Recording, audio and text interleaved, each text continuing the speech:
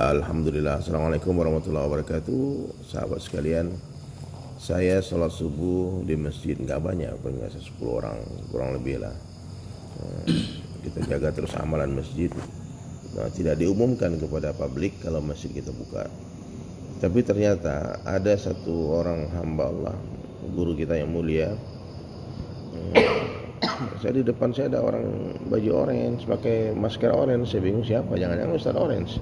Oh ternyata betul beliau datang. Apa kabar Ustaz Orange? Assalamualaikum warahmatullahi wabarakatuh. Sehat. Guru mulia Ustaz Dery Sulaiman. Alhamdulillah. Jadi momentum ini kita manfaatkan untuk ngaji online ya, ngaji subuh online. Masya Allah. Nah, ini ada asisten beliau. Siapa nama antum saya? Miftah. Ini Pak Subarka. Ini Assalamualaikum. Belakang layarnya umat nih, semua aksi umat. Ini Pak Jenderal, Masya Allah semua ya. Ya, subhanallah. Jadi bagaimana kabar kalian? Sholat subuh di mana nih? Di rumah apa di rumah apa di masjid? Ya, kalau tempat-tempat kalian masih aman, nah, bukan red zone, tetaplah makmurkan masjid. Fatwa MUI itu bukan melarang orang sholat ke masjid, tapi melarang orang kumpul-kumpul. Kalau sekedar 5 orang, 10 orang, 15 orang jaga jarak, itu nggak masalah. Bawa sajadah sendiri di rumah, kan begitu. Nah, kalau sholat Jumat kemungkinan berkumpul, Buya, Ustaz. Kalau kita di public area, di pasar, itu usahakan tutup, karena itu pasti beludak. Karena masjid di Tanah Abang, dia buka kan, 1000 orang datang, tapi nggak Jumatan. Umat salah paham, dia pikir MUI melarang sholat Jumat. Bukan, MUI itu melarang kumpul-kumpul biar apa, mata rantai COVID ini terhenti, itu maksudnya. Wah, ini ada dari Thailand, dari Pasuruan, Masya Allah, Subre, ada mau mere. Ya, alhamdulillah di masjid. Ya, jadi jangan sampai kita meninggalkan masjid, terutama takmir masjid ya. Takmir masjid harus tetap bertanggung jawab untuk menjaga kemakmuran masjid, amal-amal masjid. Umum ditutup nih, tapi ketua masjid, bendahara masjid, tukang khidmat, tukang sapu masjid tetap harus buat amalan. Ada viral kemarin foto kan, satu orang sujud di Ka'bah, nggak ada orang, dia sendiri aja. Iya. Marbot. Ya, kita orang bertanya-tanya siapa wali Allah ini? Raja nggak boleh masuk, presiden nggak boleh masuk, orang kaya nggak boleh masuk, kok dia boleh masuk? Nah, ternyata dia tukang pel Masjidil Haram. Yang selama ini mungkin orang underestimate sama mereka, meremehkan. Oh, apa ini? Orang Pakistan, orang Thailand, orang ini semua, orang Bangladesh, Bangla. Masya Allah. Nah, ini ketua kita. Waalaikumsalam warahmatullahi wabarakatuh. Syekh Ramadan. Jadi kita belum umumkan ke publik ya Pak Ketua. Nah, ini khusus untuk orang-orang dekat masjid saja. Sempat kemarin di masjid kita pun ikut-ikutan menutup 100% masjid. Ya. Jadi umat jadi bingung Pak. Jadi bingungnya kenapa? Karena umat masih tetap berani ke Indomaret. Dia nggak takut. Mall kita sampai ke rumah nggak tutup sampai hari ini. Pasti buka. Dia buka terus. Restoran-restoran tetap buka, semua buka. Ke Indomaret dia nggak takut corona. ATM nggak takut corona. Dia ke mall nggak takut corona. Ambil gaji nggak takut. Ambil gaji nggak takut corona. Nah, bahkan sebagian ke kantornya nggak takut corona. Tapi ketika ke masjid dia takut corona. Nah, ini kontradiksi hari ini, Masya Allah. Ustaz Oren, sebagai sedikit nasihat, apa amalan yang harus kita buat ketika pandemik ini nih? Apa hikmahnya menurut Ustaz Orange COVID ini? Tentu Allah mengantarkan sesuatu, ada hikmahnya. Nggak mungkin Allah mengantarkan itu.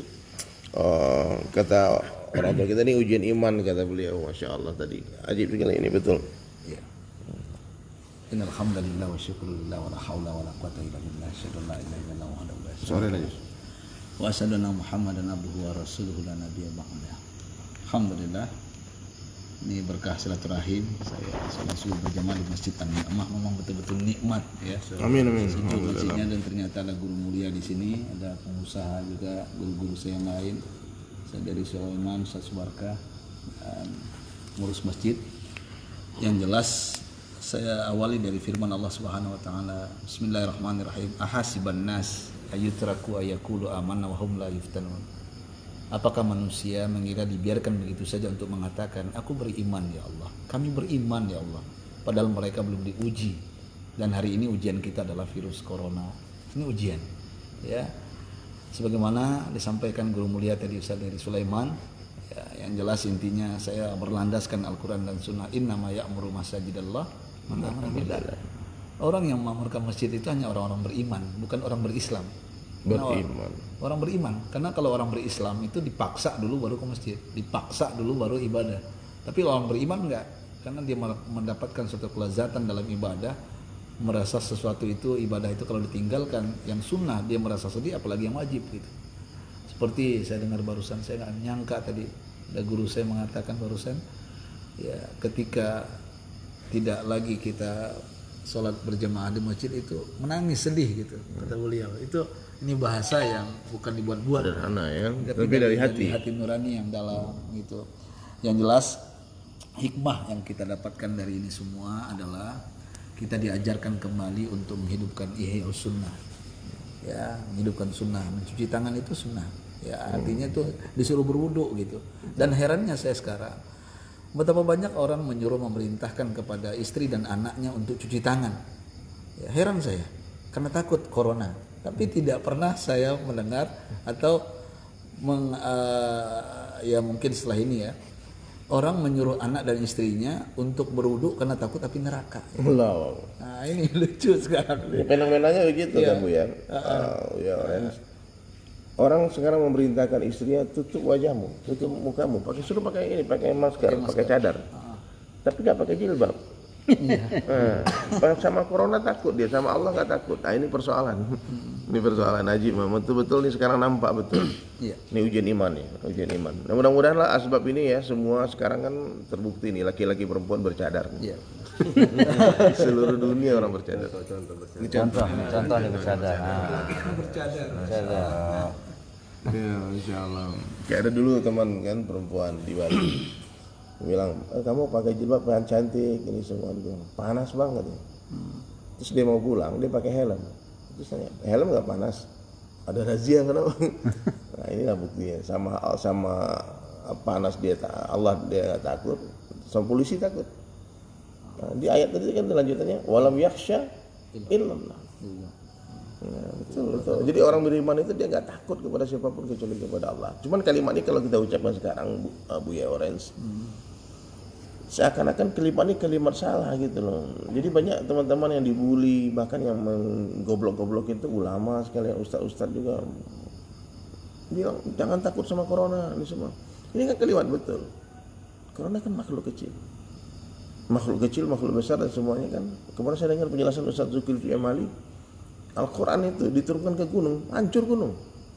Sekarang coba kita hantam ke corona, coba hancur corona. Ngaji tiap hari. Minta, tapi itu jadi masalah kalimat-kalimat penjelasan tauhid seperti itu jam sekarang. Karena memang satu dunia telah sukses dibuat takut. Kita kan takut nih, gak mengosongkan masjid, mengosongkan Masjidil Haram, Masjid Nabawi, khawatir akan datangnya corona yang belum pasti kedatangan. Ke tempat kita ya, tempat lain mungkin ya di Italia, di ini semua. Karena ada beberapa contohnya negara dekat kita ya, Vietnam, nol victims, tidak ada. Bisa Yaman, tidak ada berita semua. Nah, meskipun ada mungkin dan sampai di sini juga kalau dicek semua, kalau di 270 juta Indonesia dicek mungkin separohnya ada yang kena infeksi virus itu. Ini virus kan dari dulu nih, bukan virus baru. Orang batuk dari zaman dulu batuk. Kalau bersin pertama Nabi Adam diciptakan langsung bersin. Dulu orang bersin kita semua, ya rahmatullah, alhamdulillah. Sekarang orang bersin ditembak orang. Sekarang orang lebih mulia kentut daripada bersin. Iya, saya kemarin naik pesawat dari Pekanbaru, gara-gara bersin, jadi orang yang di sebelah saya kiri itu pindah. Ya? Karena kosong, pindah dia karena ketakutan. Padahal hidungnya gatel ya. Iya. Kita tahan batuk sekarang Pak Ketua. Kita tahan batuk, kita tahan bersin semuanya. Tapi kalau kentut nggak jadi masalah. Tapi memang benar kemarin kita waktu sholat 2 hari yang lalu ya di sini. Satu orang bersin. Satu orang bersin. Itu anak mau lari pulang. Kita terpengaruh. Padahal itu kan saatnya kita berdoa yarhamakallah. Nah, maka sekarang memang pakai ini tuh untuk jaga-jaga bagus. Arahan dari pemerintah itu protection sebetulnya. Sebetulnya protection. Subhanallah. Lanjut Bu ya, lanjut. Gimana itu amalan di rumah apa yang harus kita buat?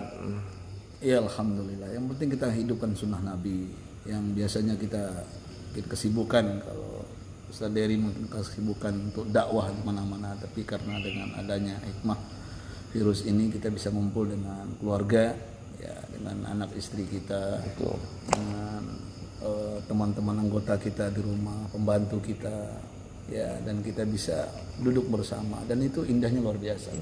Saya merasakan ya beberapa minggu ini ada keindahan yang mungkin sudah lama ditinggalkan karena kesibukan dengan dunia ini. Dan benar kata beberapa para alim ulama, sekarang ini umat ini sudah kena penyakit wahan itu.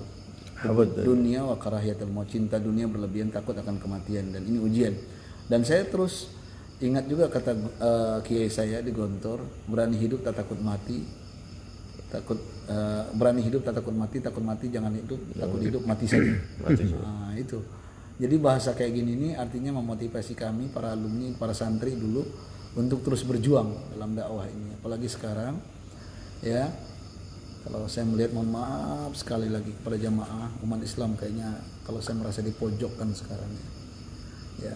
Dan juga sahabat-sahabat saya di salah satu komunitas ya, yang mereka tidak melakukan apa-apa, mereka dekat dengan Allah, bahkan informasi Allah alam di Amerika itu sekarang tuh berbondong-bondong orang katanya ke masjid ya berjamaah karena virus ini gitu.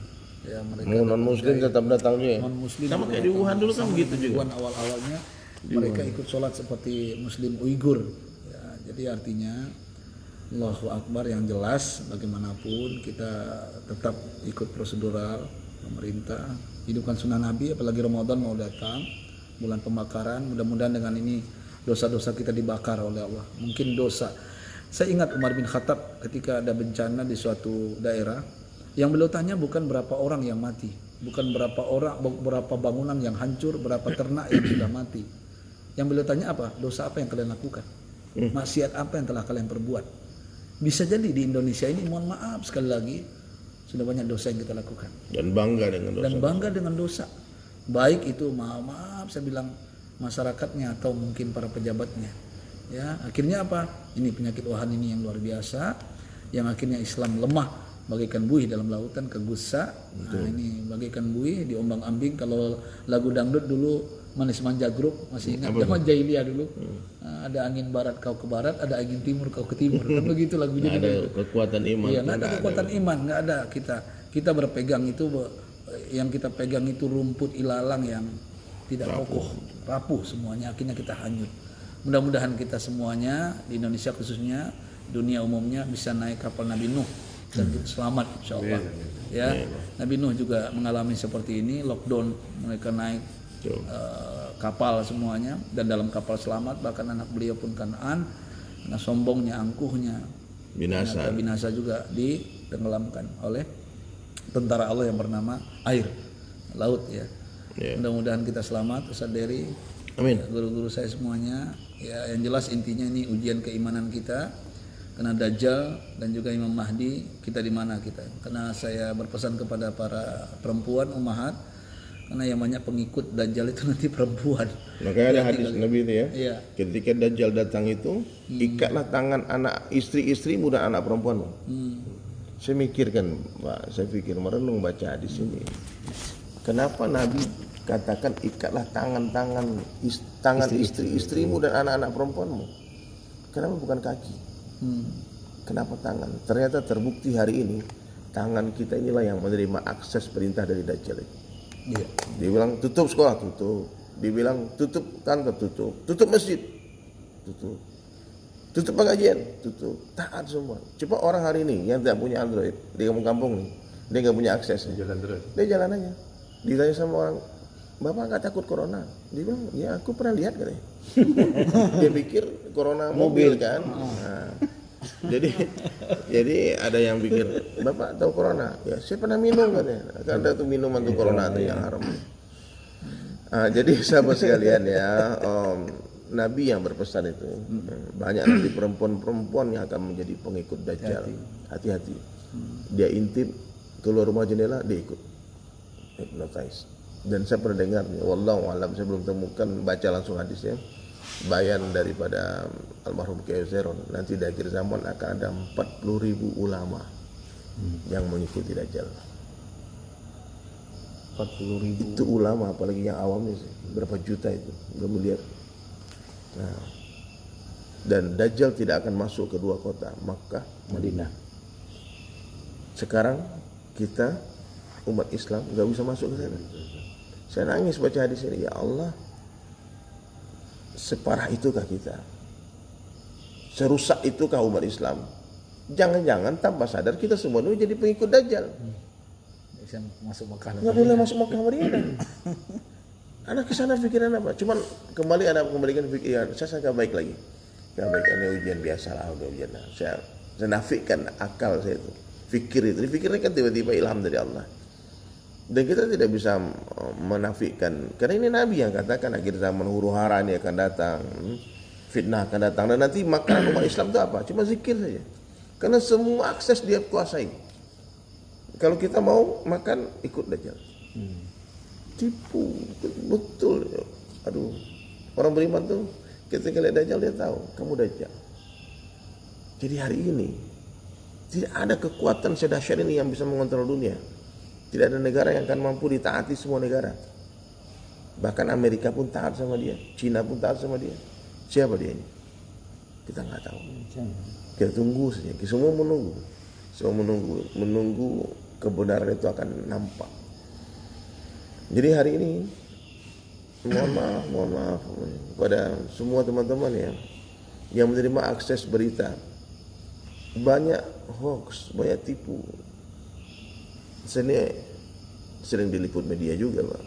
Tapi kalau saya baca koran, baca ini semua, yang dipastikan kebenaran di dalam koran itu, di dalam majalah, dalam media ini, dalam online itu cuma hari dan tanggalnya, itu pasti benar.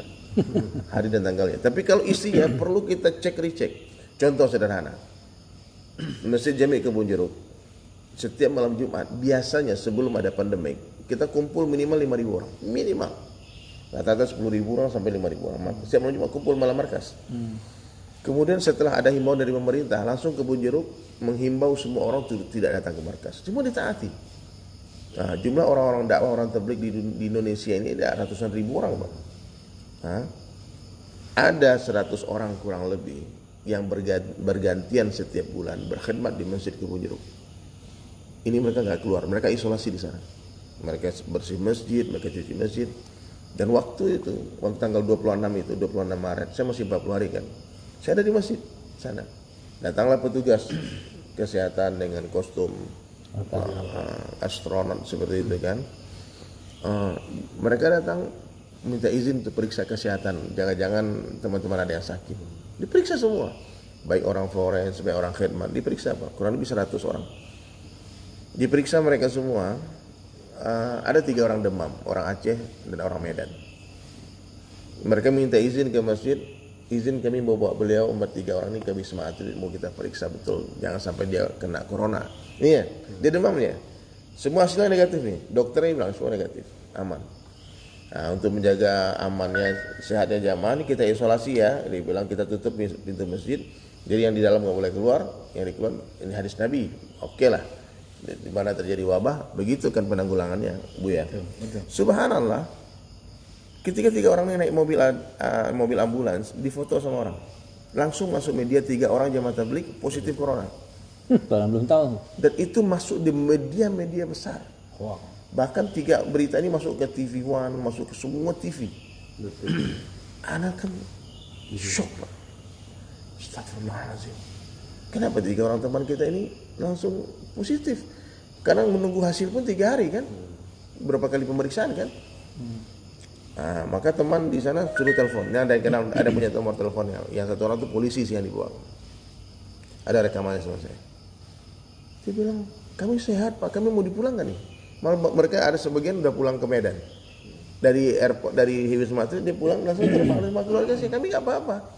Tapi berita sudah viral dan ini nggak bisa dihentikan. Bola salju terus viral. Caci maki, jamaah tablik goblok, jamaah tablik corona, jamaah tablik sesat, jamaah tablik orang gila, sampai otak nggak ada. Oh semua caci maki, kalau digaris anjing muntah anjingnya. Ya? Saking menjijikkannya kalimat yang dikeluarkan oleh umat Islam kepada orang-orang baik, orang-orang soleh, orang-orang ikhlas, orang-orang yang bekerja untuk Allah nggak minta upah. Saya cuma nangis saja dan saya mau bantah, kata Pak Cecep, jangan dibantah. Ini saat terindah untuk berdoa, kita difitnah. Ajib sih, zolim. Kita dizolimi. Ketika orang dizolimi, Allah hantar. Dan yang penting kita akan sehat. Orang mau beritakan kita sakit, kita mati pun biarin aja. Yang penting kita akan sehat semua. Kemudian sabar, tenang, berlalu nih. Dibawalah bergiliran berapa orang ke Wisma Atlet. Itu dokter-dokter di waktu itu heran, ini kenapa orang sehat dibawa ke sini? Kenapa orang sehat dibawa ke sini? Cuma nih framing media. Saya nggak tahu siapa yang jahatnya di sini. Di balik itu. Subhanallah, kita nggak tuduh orang, nggak tuduh lembaga, nggak tuduh siapa-siapa. Oke lah, kita jalani masa karantina di sana. Saya telepon Agim. Saya tanya, Pak, ya nggak apa-apalah, jalanin aja 14 hari karantina, habis itu pulang ke rumah masing-masing. Saya bilang, saya udah jelaskan. Maksud saya, di Masjid Jami' Kebun Jeruk, kita sudah mentaati arahan pemerintah, arahan AA, arahan MUI, semua kita taati. Karena kalau nggak dihimbau, malam Jumat waktu pemeriksaan itu akan datang 5.000 orang yang akan diperiksa. Tapi waktu itu cuma 100 orang. Dan gilanya lagi, langsung berita 300 orang diisolasi di dalam masjid. Iya, saya hitung Pak, 100 nggak sampai. 100 orang nggak sampai. Ya. Mohon maaf ya, 300 orang. Langsung ada surat permintaan bantuan kepada Dinas Kesehatan. Kami minta tolong bantuan Dinas Kesehatan DKI Jakarta Provinsi untuk membantu makan 300 orang jamaah yang sedang kami isolasi di Masjid Kebun Jeruk. Makan pagi, siang dan sore. Coba bayangkan Pak. Saya nggak tuduh nih Pak Camat yang ada pun bikin surat itu semua. Kalau 100 orang kurang lebih jadi markup 300 orang. 200. Taruhlah hitung-hitungan bisnis saja, kita kan pengusaha juga, kita juga matematika juga belajar kan. Kalau satu orang dapat bantuan 100.000 per hari, kali 300 orang, kali 14 hari, itu 420 juta Pak. Coba kalau ditambah 0,13.000 orang yang diisolasi, 4,2 M. Dan ini kesempatan bagi orang, enggak semua orang baik, enggak semua pejabat baik, enggak semua, ya. Ini opsinya. Nggak live nih. Nggak apa-apa suaranya. Nggak, ini nggak apa-apa. Saya nggak mengatakan ini. Seandainya begitu. Jadi ini media dan ini viral Pak. Berita ini viral. Surat itu viral. Surat minta bantuan itu viral. Nah, jadi kita menjelaskan aja apa sebetulnya yang terjadi, apa yang dia mau sama pihak-pihak tertentu. Kita hanya sabar menunggu saja. Kalau saya pribadi, saya sudah menyiapkan Ustaz Orange untuk off di rumah saja 4 bulan. 4 bulan. Pak, saya sudah menyiapkan diri 4 bulan di rumah saja. Kita orang-orang dakwah sudah biasa tidak bekerja 4 bulan. Sudah biasa pergi khuruj jalan-jalan 4 bulan nggak kerja sama sekali. Terus orang tanya, makan anak istrimu gimana? Allah. Nah, kalimat ini sekarang dibikin sebagian ustadz mencaci maki, goblok, otaknya nggak ada, ini semua. Aina Allah. Allah kan maha berkuasa. Allah pernah bagi makan Bani Israel 40 tahun. Di lockdown 40 tahun sih Bani Israel. Di lembah Tin. Nggak makan, nggak bekerja, nggak ke sawah, nggak ke kebun, nggak kemana-mana. Allah hantar makanan mana dan salwa buat mereka. Anak-anak mereka lahir dengan pakaian-pakaian mereka. Dan ini bukan dongeng, ini Al-Quran. Maka lockdown ini gak ada masalah bagi kita. Orang beriman gak ada masalah. Satu hari nanti lockdown betul-betulan, makanan kita cuma tasbihat saja. Bukan. Ketika fitnah besar itu datang, dia pasti datang. Ya. Bukan insya Allah datang, pasti datang. Jadi sekarang Pak Jenderal, semuanya orang kalau bicara yang hak hari ini, habis dia. Dibully dia. Orang kalau bicara tentang penyelesaian masalah itu dengan kembali ke masjid, orang pikir kita nih kadal gurun, otak nggak ada semua. ada iman, beramal dengan ilmu. Ini yang ngomong ulama Pak, bukan orang biasa. Kalau orang biasa yang ngomong kita nggak dengar Pak. Maksudnya kita nggak terlalu terluka, tapi ketika ada guru-guru kita yang mencaci maki kalimat tauhid ini nggak main-main Pak. Ini kalimat salah katanya. Takutlah hanya kepada Allah, jangan takut kepada corona. Ini kalimat betul, tapi ini hakikat. Bukan meninggalkan asbab. Kita juga pakai masker kalau kemana-mana. Ya, mudah-mudahan sekarang ibu-ibu, perempuan-perempuan ya semua bernikab habis ini. Gitu. Amin ya Allah. Semua tutup muka, tutup hidung ini masker tuh nggak bisa nafas Pak. Tapi saya lihat perempuan-perempuan bernikab dia masih bisa bernafas. Angin masih keluar Pak. Ini kadang-kadang Pak Ketua ya, itu orang sehat pakai masker jadi sakit. Kenapa sakit? Dia cium mulut dia sendiri. Dia cium nafas. Kenapa? Bau apa nih? Karena dia belum sikat gigi, habis makan jengkol kan, nggak keluar. Oke dulu ya sahabat sekalian dirahmati Allah Ta'ala. Banyak yang mau kita ceritakan lagi, banyak yang mau kita sampaikan lagi. Nah, ini Ustaz Orange ya, Masya Allah. Terima kasih banyak waktunya Ustaz Orange, teman-teman sekalian.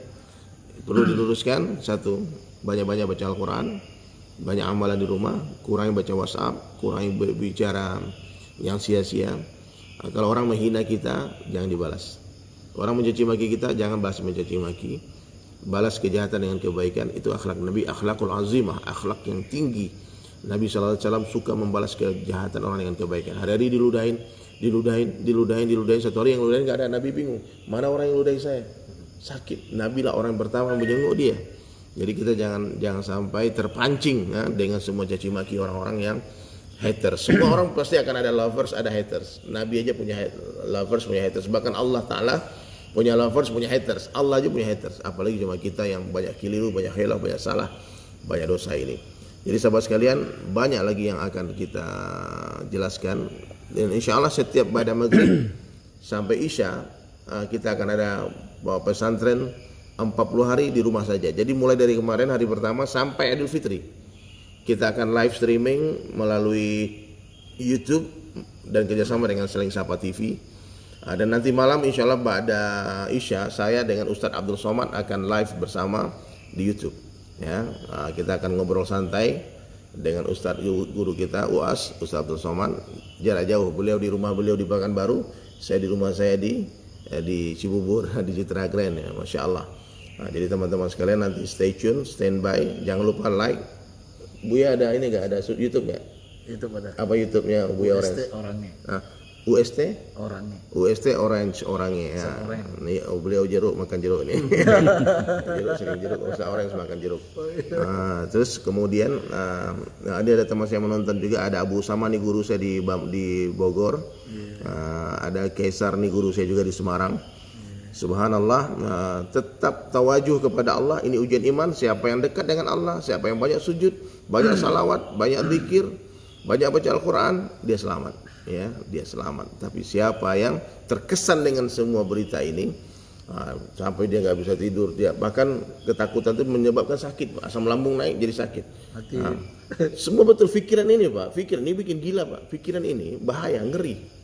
Maka orang beriman tuh bahagia karena pikirannya di surga. Dia belum sampai di surga tapi udah terasa hawa surga. Orang beriman begitu. Dan semua coba bayang terakhir nih.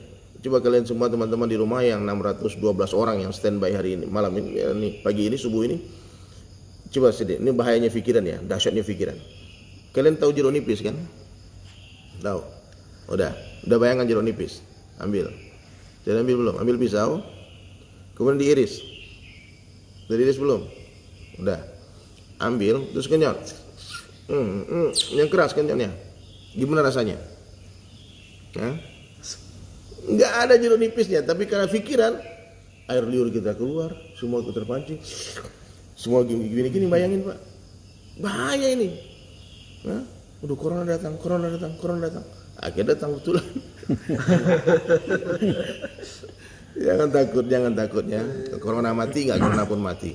Baik, itu dari saya, dari Sulaiman. Minta maaf dari yang sempurna. Sekurus-kurusnya ikan pasti ada dagingnya, segemuk-gemuknya ikan pasti ada tulangnya. Ambil dagingnya, buang tulangnya.